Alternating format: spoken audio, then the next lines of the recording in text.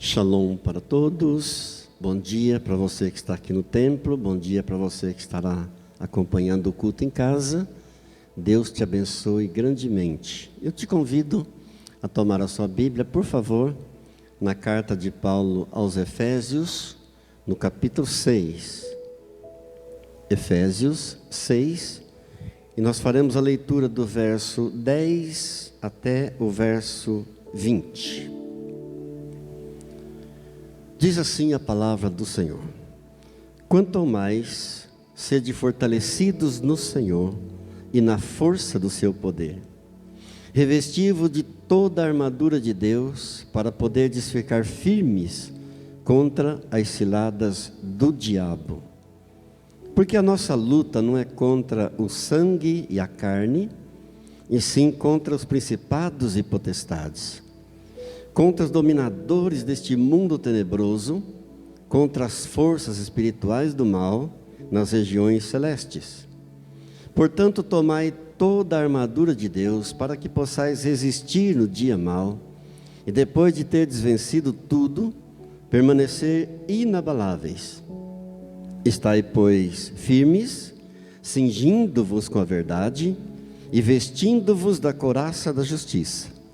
Calçai os pés com a preparação do Evangelho da paz, embraçando sempre o escudo da fé, com o qual podereis apagar todos os dardos inflamados do maligno.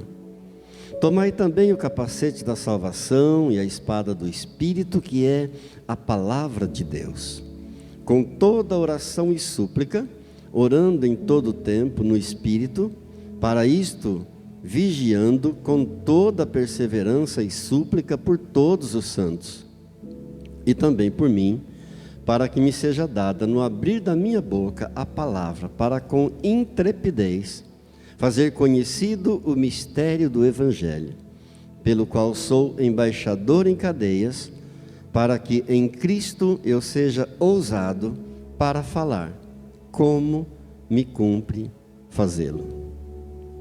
Oremos.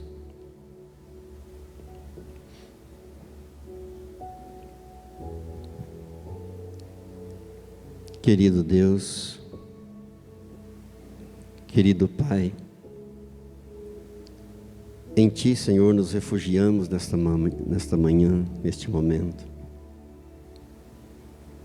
com o coração voluntário, entregue a Ti, sem constrangimento. Te adoramos na beleza da Tua santidade e reconhecemos que não somos nada sem Ti. Graças pela vida, por Tua palavra. Eu te peço que o Senhor venha agora me ungir para pregar a Tua palavra, sem distorcê-la em nada. E peço que o Senhor venha ungir cada um dos meus ouvintes, para compreender a Tua palavra e aplicá-la, e daremos a Ti sempre a honra, a glória e o louvor, em nome de Jesus, amém. Amém? Diga: Deus é bom, e a sua misericórdia dura para sempre. Uma alegria estar com os irmãos, mais uma vez, todos são bem-vindos em nome de Jesus. Amados, o propósito de Satanás é um só: é pegar aquilo que é divino, é pegar aquilo que é santo, aquilo que é sagrado, e transformar em algo maligno, sujo, profano. Esse é o alvo de Satanás. Foi isso que ele fez, por exemplo, com o sexo. É isso que ele tem feito com o sexo. Quando Deus criou o homem, Deus criou macho e fêmea, e Deus disse que isso era muito bom. E quando Deus instituiu o casamento, Deus disse que o homem e a mulher se tornariam uma só carne. Esse vínculo incluía também o prazer da intimidade sexual. Portanto, o sexo é uma coisa divina, é uma coisa sagrada. O prazer sexual é um presente de Deus aos casados. Mas o diabo tem distorcido tudo isso. Ele quer pegar você, que já teve uma experiência maravilhosa com o Senhor Jesus, e jogar você na lama. Ele quer pegar você, que ama Jesus, e jogar você na sujeira até que não sobre mais nada de você.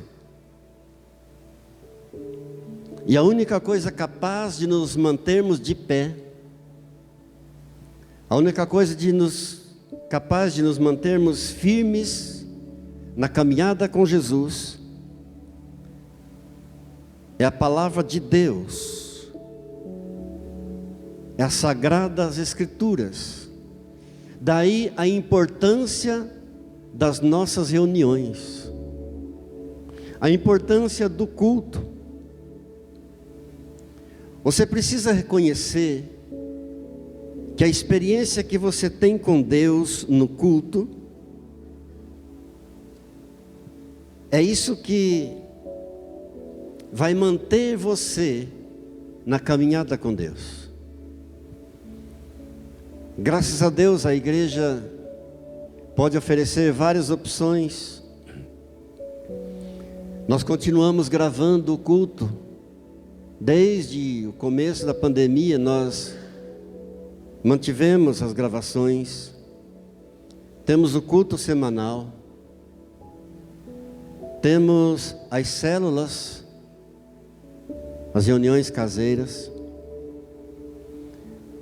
A pastora Ângela volta com a reunião de oração das mulheres, não nessa segunda, na próxima segunda, dia 2, às 4 da tarde.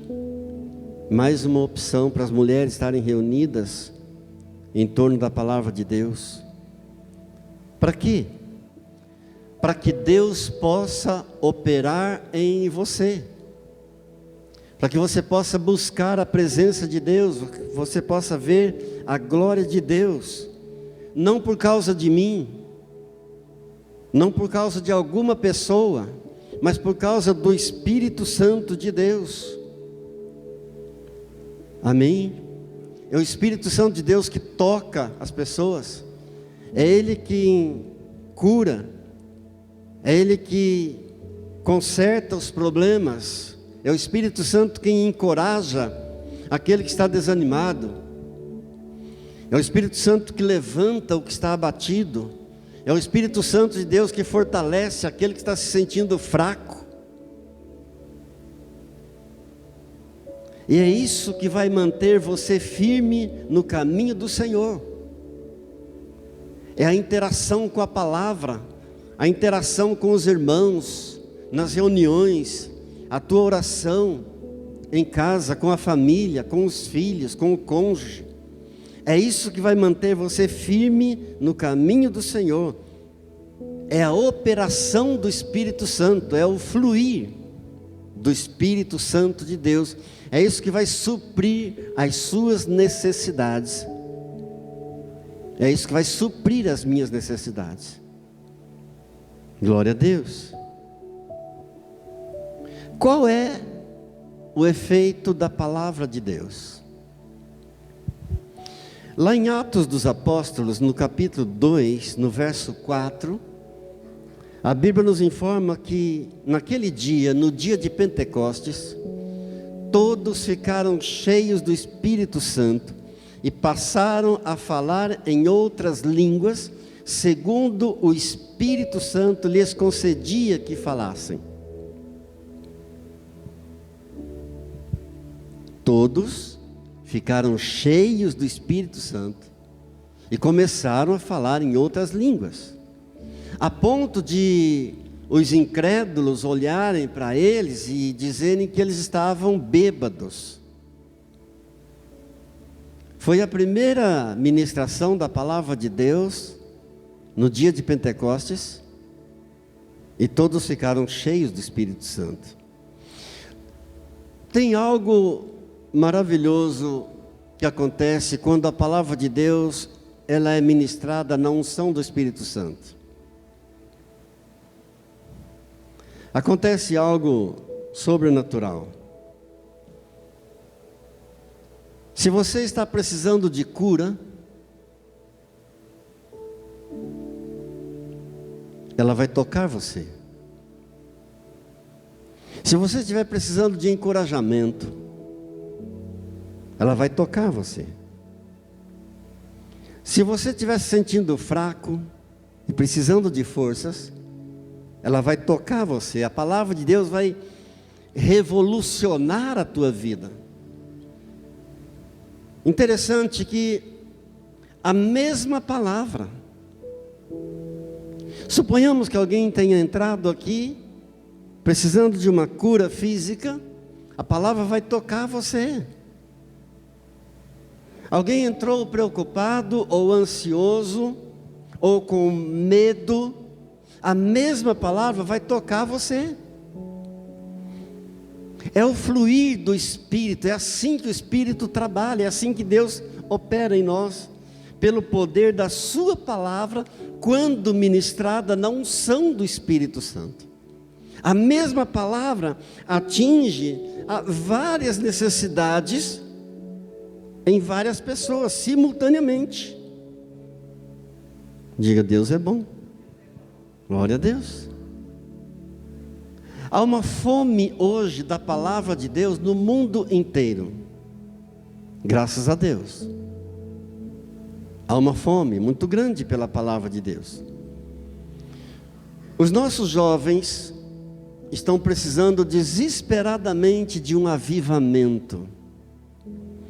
Nossos jovens estão precisando de oração. Nossos jovens estão precisando de buscar a glória de Deus. Estão precisando ver a glória de Deus.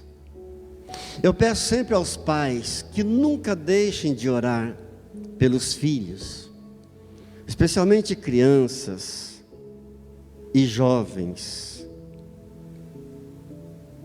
A oração de um pai é mais poderosa que a oração do pastor. A oração de uma mãe é mais poderosa que a oração de um pastor. Por que eu estou dizendo isso? Porque os jovens da nossa nação estão enfrentando um verdadeiro inferno de demônios, de drogas, de álcool, de sexo pervertido. Vocês adultos não têm noção do que os nossos jovens estão enfrentando em nossos dias. No dia 19 de março, mês passado, aconteceu em Jaboticabal. Um menino de 14 anos, estudante da escola pública, estava planejando fazer um massacre na escola. Graças a Deus, aquilo vazou, chegou aos ouvidos da professora, que comunicou à diretora, que chamou a polícia, e a polícia foi à casa do menino. Encontrou um simulacro de fuzil, máscaras, rádio de comunicação, e ele estava em parceria com outro menino que iria adquirir uma arma, e eles tinham um plano de matar colegas e funcionários da escola. 14 anos o menino.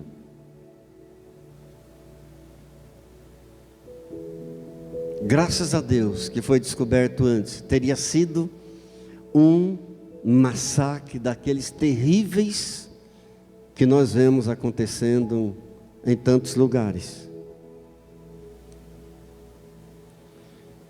Na praça de Cajuru, quando termina o culto, nós às vezes vamos lá tomar um sorvete, e eu fico observando os grupos de meninos usando drogas.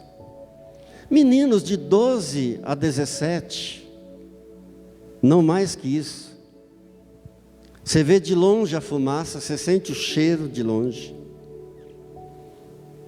E muitos veem e fazem vistas grossas. Eu creio que muitos pais que não são cristãos não sabem o que fazer, nem mesmo as autoridades sabem o que fazer.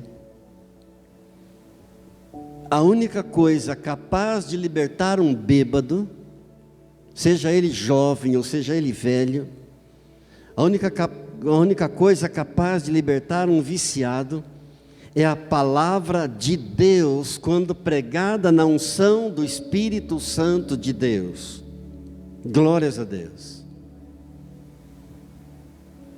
Se você perceber no texto que nós lemos, de Efésios 6, do 10 ao 20, no verso 17, a única coisa que Paulo qualificou aqui foi a palavra de Deus. Ele diz, a espada do Espírito, que é a palavra de Deus. Ele não qualificou o capacete, ele não qualificou a couraça, ele não qualificou o escudo, mas ele qualificou a palavra, a espada do Espírito, que é a palavra de Deus. Toda e qualquer profecia tem que estar alinhada à palavra de Deus. Toda e qualquer revelação tem que estar alinhada à palavra de Deus. Toda e qualquer coisa que você recebeu do Espírito Santo, ok, mas precisa estar alinhado com a palavra de Deus. Eu creio em revelação. Eu tenho dito nesse púlpito tantas vezes, Deus me falou isso, eu ia fazer tal coisa, Deus me mandou fazer outra coisa, Deus me revelou isso. Então eu creio em revelação, mas se não estiver alinhada com a palavra de Deus, se não vier através da palavra de Deus, não é de Deus. Fuja disso. Entendeu? Toda e qualquer revelação, toda e qualquer profecia, se não vier da palavra de Deus, se não estiver alinhada com a palavra de Deus, não é de Deus. E quanto mais coisas falsas você vê, mais você se convence de que o real existe e é verdadeiro. Quanto mais coisas falsas você vê, mais você sabe que o verdadeiro é real. O apóstolo João, quando escreveu a sua primeira carta, no capítulo 4, no verso 1, ele diz assim: amados, não deis crédito a qualquer espírito, antes provai os espíritos se procedem de Deus, porque muitos falsos profetas têm saído pelo mundo afora. Veja, no primeiro século essa carta de Paulo foi escrita, e ele já dizendo naquele tempo, já no primeiro século, que havia muitos falsos profetas. Imagina hoje. O que é que nos dá a garantia de que uma profecia é de Deus, de que uma revelação é de Deus, de que um direcionamento para a minha vida é de Deus? O que nos dá a garantia, a única coisa que nos garante, é a sua palavra. É a palavra de Deus. Diga graças a Deus. O que é a palavra de Deus? A palavra de Deus é a salvação. A palavra de Deus é a cura. A palavra de Deus é o Espírito Santo. A palavra de Deus é a segunda vinda gloriosa do Senhor Jesus, tão iminente. Louvado seja Deus. A maior necessidade do ser humano é a palavra de Deus. É a maior necessidade do ser humano, é a palavra de Deus, liberada na unção do Espírito Santo. Como é pregado hoje sobre bênçãos e milagres e maravilhas. Como se falam de bênçãos, de vitórias, de milagres, de maravilhas. Todo mundo quer. Todo mundo quer vitória. Todo mundo quer as bênçãos de Deus. Só que não é falado que as vitórias têm um preço. Amém? Todos querem. Quem não quer vitória? Todos querem. Mas o que não é ensinado é que toda vitória tem um preço. A palavra nos diz em Lucas, no capítulo 24, no verso 26. Porventura, não convinha que o Filho do Homem padecesse todas essas coisas e entrasse na sua glória? Até Jesus, para obter a vitória, teve que padecer, teve que pagar um preço, teve um custo muito alto. Normalmente, quando as pessoas olham para uma pessoa vitoriosa, elas veem apenas a vitória. Normalmente, quando se olha para uma pessoa vencedora, olha-se somente para as conquistas daquela pessoa, mas não se olha para a trajetória que a pessoa fez para chegar até ali. Não se sabe o preço que a pessoa pagou para alcançar aquela vitória, para chegar até onde ela conseguiu chegar. Outros olham para uma pessoa vitoriosa e dizem assim: ah, foi sorte. Essa pessoa teve muita sorte. Não, nunca foi sorte, foi Deus. Segundo as pesquisas, mais de 90% das pessoas que ganham milhões na loteria acabam no zero.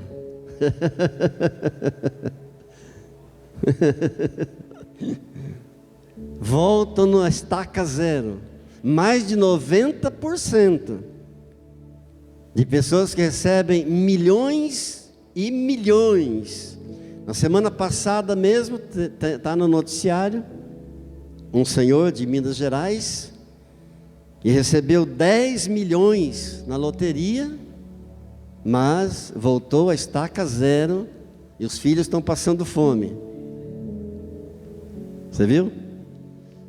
Ele dizia: vou ter que vender a única coisa que tenho, a minha casa, para não ver meus filhos passarem fome. Tinha recebido 10 milhões na loteria. Por quê? Porque não sabem o preço, não experimentaram o preço, não aprenderam o custo daquilo. Tudo aquilo que vem fácil, vai fácil também. Queridos, toda pessoa que quer vitória tem que se preparar para as lutas. Entendeu? Todo aquele que quer vitória nesta vida tem que se preparar para as lutas. A própria palavra vitória já diz tudo. Se houve uma vitória, é porque houve vencidos e vencedores. Se houve uma vitória, é porque houve lutas. Tem que lutar contra as suas limitações. Você tem que lutar contra os concorrentes. Você tem que lutar contra a inveja das pessoas más. Por exemplo, vitória na vida espiritual. Vamos falar da vitória na vida espiritual. No texto lido de Efésios 6, no verso 12, nos diz que a nossa luta não é contra homens de carne e sangue, mas contra principados e potestades, contra as forças deste mundo tenebroso, contra a força das trevas espalhadas nos ares. Quem quer vitória na área espiritual terá que lutar contra o diabo. 1 de Pedro, capítulo 5, verso 8. Sede sóbrios e vigilantes, porque o diabo, vosso adversário, anda em derredor de vós, rugindo como leão, procurando alguém a quem possa devorar. Então, quem quer ter vitória na área espiritual tem que lutar contra o diabo. Pastor, mas eu não queria isso. Eu também não. Quem é que gosta de lutar com o diabo? Mas ele está aí. Ele é uma perversa realidade, nós temos que enfrentá-lo. Tiago, capítulo 4, verso 7, diz assim: resisti ao diabo e ele fugirá de vós. Resistir, fala de uma luta. Você terá que lutar contra o pecado, porque Romanos capítulo 6, verso 23, nos diz que o salário do pecado é a morte. Então nós temos que lutar contra o pecado. Você terá que lutar contra a sua natureza. E sabe de que maneira nós lutamos contra a nossa natureza? Fugindo da aparência do mal. É a palavra de Deus em 1 Tessalonicenses, capítulo 5, verso 22. Fugir de toda a aparência do mal. Não é interessante que para lutar contra o diabo nós temos que enfrentá-lo, resistir ao diabo e ele fugirá? Mas para lutar contra a nossa natureza, nós temos que fugir da aparência do mal. Porque a nossa natureza, chamada na Bíblia de carne, ela é fraca. Jesus nos diz em Mateus, capítulo 26, verso 41. O espírito, na verdade, está pronto, mas a carne é fraca. Diga: Senhor, me ajude. O Salmo 1, primeiro Salmo, nos 2 primeiros versículos, esclarece bem essa questão. E diz assim, essa questão de fugir da aparência do mal: bem-aventurado o homem que não anda no conselho dos ímpios, não se assenta, não se detém no caminho dos pecadores, e não se assenta na roda dos escarnecedores. Ele vê uma roda de zombadores e ele foge. Ele não se detém no caminho dos ímpios, não para no caminho dos ímpios, não se assenta na roda dos escarnecedores. Antes, o seu prazer está na lei do Senhor, e na sua lei medita de dia e de noite. É a palavra de Deus que nos fortalece, é a palavra de Deus que vai nos manter firmes, é a palavra de Deus que vai desviar os nossos pés do caminho dos ímpios, da roda dos escarnecedores. É a palavra de Deus liberada com a unção do Espírito Santo. Louvado seja Deus. É abster-se de qualquer coisa ruim. Tudo que é ruim moralmente, abster-se. fugir, andar conforme a vontade do Senhor, revelada em sua palavra. Aleluia. Zelar pelo bom testemunho de vida. Mas nós estamos enganados. Tem muita gente, muito cristão enganado, achando que cristianismo é só dar glória e aleluia.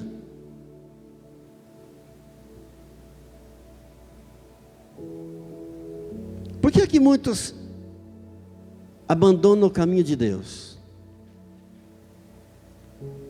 Por que é que muitos estão caídos? Porque não foram ensinados a respeito dessas verdades. Foram ensinados de que cristianismo é só oba-oba, glória, glória, aleluia, cristianismo é só vitória. Foram enganados. Tudo isso que eu estou dizendo, para uma vitória na vida espiritual, demanda tempo. Tudo isso demanda energia. Nosso Senhor Jesus Cristo gastou 30 anos para exercer um ministério de 3 anos. Tudo gasta tempo. Olhemos um pouco para a história de Davi, do maior adorador da Bíblia, o grande rei Davi. Davi está entre os 3 maiores conquistadores de reinos do mundo, de toda a história. Se você pegar os 3 maiores conquistadores de toda a história, Davi está entre os 3. Deus havia feito uma promessa para ele, de que entregaria o seu inimigo Saul em suas mãos. Eu vou ler para você. Deus disse em 1 Samuel 24:4: entregarei o teu inimigo em tuas mãos, e tu lhe farás como bem te parecer. Quando chegamos em 2 Samuel capítulo 3, verso 1, a palavra diz assim: durou muito tempo a guerra entre a casa de Saul e a casa de Davi, mas Davi prevaleceu. Entendeu? Deus havia prometido que daria o inimigo nas mãos dele, mas a guerra durou muito tempo, anos e anos de guerra. Só porque Deus prometeu vitória, eu vou cruzar os braços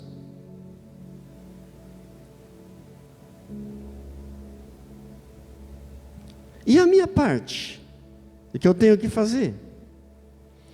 Amados, toda vitória exige renúncia. Toda vitória exige sacrifício. Um jovem que vai para a faculdade, por exemplo, quanta coisa tem que renunciar, quanto sacrifício.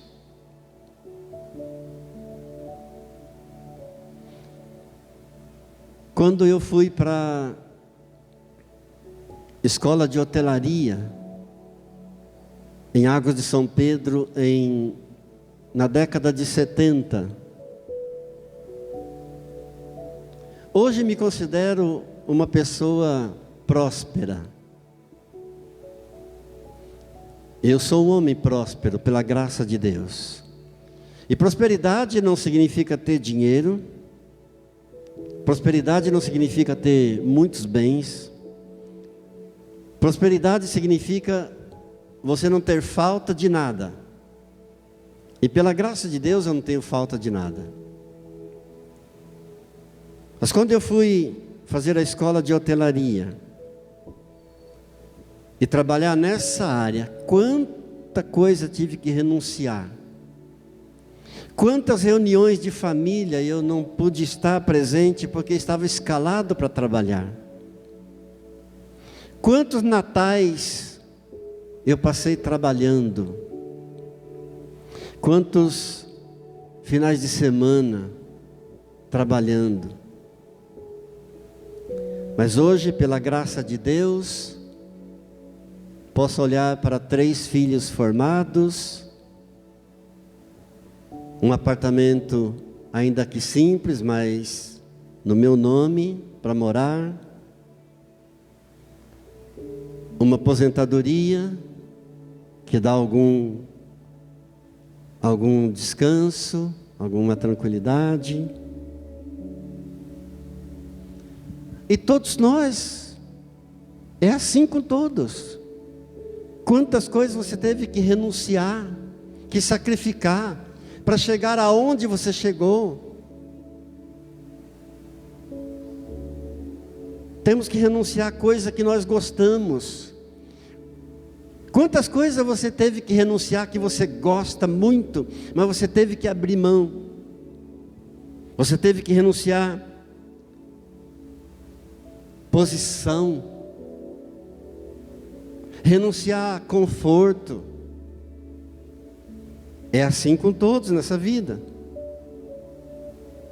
Toda vitória também exige determinação. Saiba que vão tentar persuadir você no meio do caminho. Vão tentar querer fazer você desistir. Esteja preparado para isso. Isso aconteceu até com Jesus. Quando Jesus estava a caminho com os 12, e Jesus disse para eles: olha, subimos para Jerusalém, onde o Filho do Homem será entregue aos principais sacerdotes, aos escribas. O Filho do Homem será entregue à morte, será entregue aos gentios. Eles vão escarnecer, cuspir, açoitar, matar, mas ao terceiro dia eu ressurgirei. E Pedro nesse momento disse: Senhor, tenha misericórdia de ti, nada disso vai acontecer com o Senhor. E Jesus, fitando em Pedro, disse: arreda-te, Satanás, tu não cogitas das coisas de Deus, mas das coisas dos homens. Ou seja, naquele momento, Pedro estava tentando persuadir Jesus a desistir de tudo. Estava dizendo o contrário do que a palavra de Deus diz, e é isso que Satanás faz. Ele sempre vai dizer aquilo contrário ao que diz a palavra de Deus. Amados, toda vitória exige coragem. Saiba que o medo é uma das armas mais usadas por Satanás. Porque o medo prende uma pessoa. Entendeu? O medo emperra as bênçãos de Deus. E Satanás vai usar do medo para tentar paralisar você, porque o medo paralisa. E toda vitória tem sofrimento também.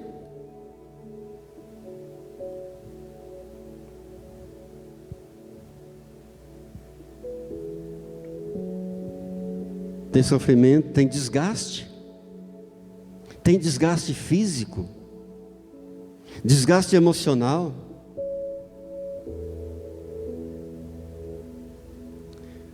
Talvez eu venha chocar vocês agora com o que eu vou dizer, mas você vai entender logo mais.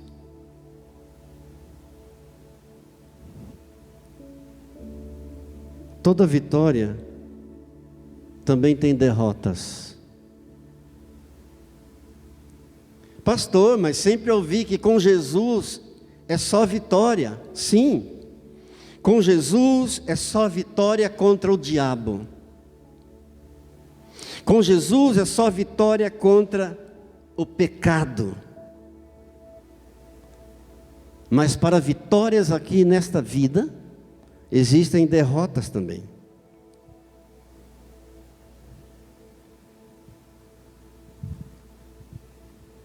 Só que as derrotas fazem bem também. Derrotas também são boas para nós. Por quê? Porque na derrota você se quebranta. Na derrota você se quebranta mais.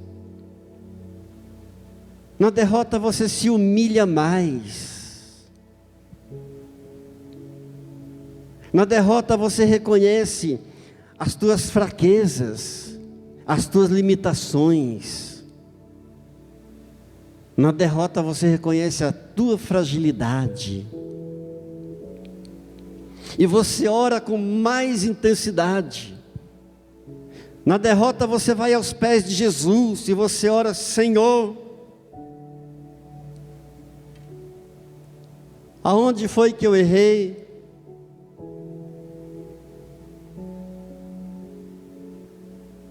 Senhor, quais os próximos desafios? Senhor, aonde eu acertei?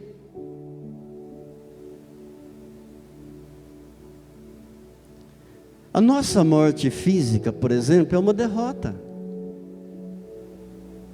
Aos olhos dos homens, a morte é uma derrota. Por quê? Porque você não foi criado para a morte. Nós não fomos criados para morrer. Nós somos criados para viver eternamente com Deus.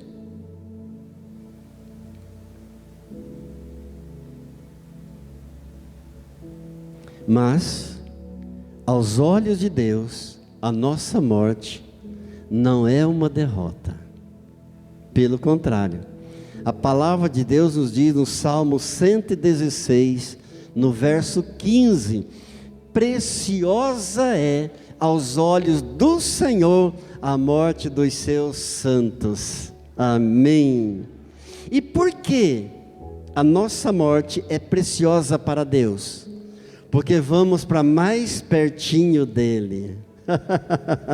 Glória a Deus, diga glória a Deus. Amém, queridos. Preciosa é aos olhos do Senhor a morte dos seus santos, porque nós vamos para juntinho dele, para toda a eternidade. Aos olhos humanos, a morte é uma derrota também, mas para Deus ela é preciosa. Jesus Cristo fez da sua morte a sua maior vitória. Amém. Glória a Deus. A palavra nos diz em Hebreus capítulo 2, verso 14: para que por sua morte destruísse aquele que tem o poder da morte, a saber, o diabo. Para que por sua morte destruísse aquele que tem o poder da morte, o diabo. Então foi pela morte do Senhor Jesus que ele destruiu aquele que tinha o poder da morte em suas mãos, Satanás. Então da morte ele fez a sua maior vitória. Glória a Deus. Por isso Apocalipse capítulo 1 verso 18 diz: eu estive morto, mas eis que estou vivo pelos séculos dos séculos, e tenho chaves da morte e do inferno. Glória a Deus. Então a sua morte foi a maior vitória. Destruiu aquele que tinha o poder da morte, Satanás, e declarou: eu estive morto. Apocalipse 1:18. Eu estive morto, mas eis que estou vivo pelos séculos dos séculos, e tenho as chaves da morte e do inferno. Por isso, em Apocalipse ainda, no capítulo 1, no verso 5, ele diz que é o primogênito dos mortos. João nos informa que Jesus é o primogênito dos mortos, ou seja, o primeiro a sair da morte e nunca mais voltar para lá. O primeiro a vencer a morte e nunca mais voltar para a morte. Glória a Deus. Amados, até aqui nós meditamos sobre a vitória do ser humano nesta vida. Tem um custo, tem um preço, tem renúncias. Mas existe uma vitória que é a maior de todas, a nossa maior vitória de todas, chamada salvação. E para essa vitória não há nenhum preço a pagar, porque Jesus pagou todo o preço. Essa é a nossa maior vitória, a salvação da nossa alma. Essa é a tua maior vitória, a salvação da tua alma, e você não tem que pagar nada por ela. Pela graça sois salvos. As bênçãos têm um preço, as vitórias aqui nesta vida têm um preço, tem um custo, tem renúncia, tem sacrifícios, mas a maior de todas as vitórias você tem garantida de graça. Pela graça sois salvos, porque Ele pagou todo o preço no teu lugar e no meu lugar. Diga graças a Deus. A salvação da tua alma, não há bem maior, não há herança maior do que a salvação da tua alma, conquistada por Cristo Jesus no Monte Calvário, com o seu sangue, com a sua morte. Curve sua fronte por um momento diante dele, por favor.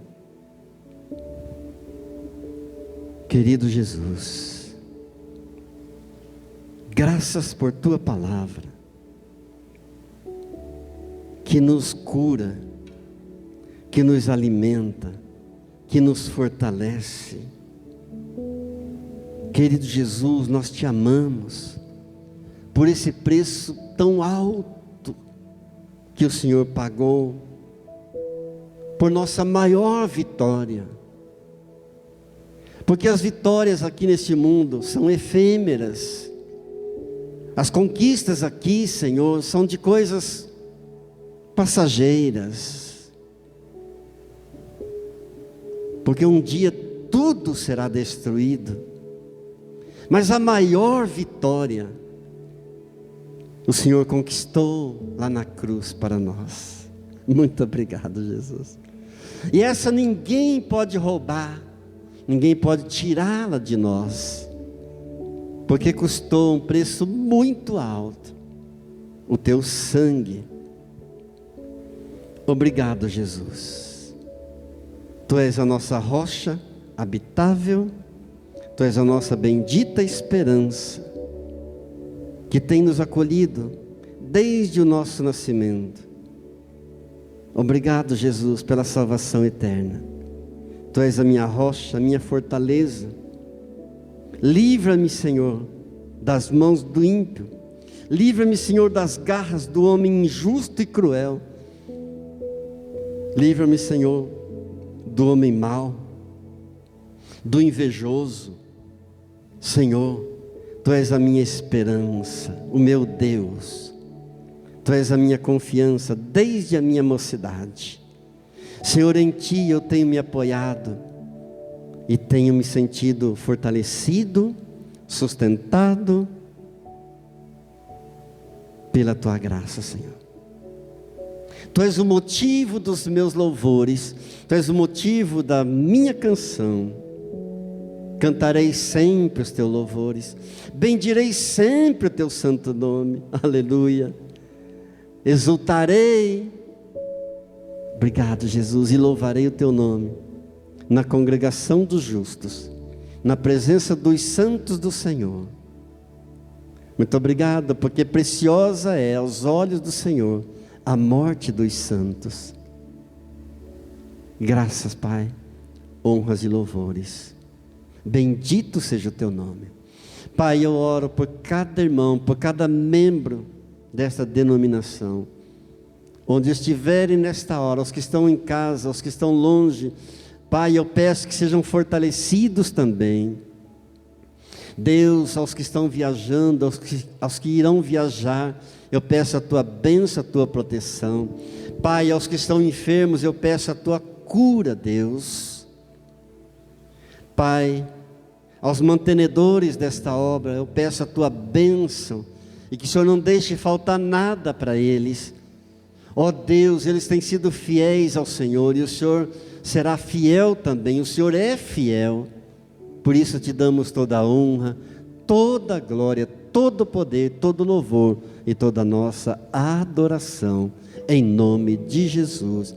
Amém. Amém. Diga glória a Deus. Aplauda ao Senhor, Ele é digno de toda a glória, Ele é digno de toda a honra. Glória a Deus, glória a Deus, glória a Deus. Amém. Fiquemos de pé, levante suas mãos para Ele. Eu quero liberar uma palavra profética sobre a tua vida para essa semana. Deus, guarde os meus irmãos nessa semana e em toda a vida deles. Abençoa cada família, cada lar aqui representado. Abençoa cada dízimo e cada oferta, Pai, apresentada no altar do Senhor, na mesa do Senhor, nesta manhã, em nome de Jesus. Que a graça do Senhor Jesus, o amor do Pai e a comunhão do Espírito Santo seja com a tua vida, com a tua casa, hoje e sempre. Amém. Shalom.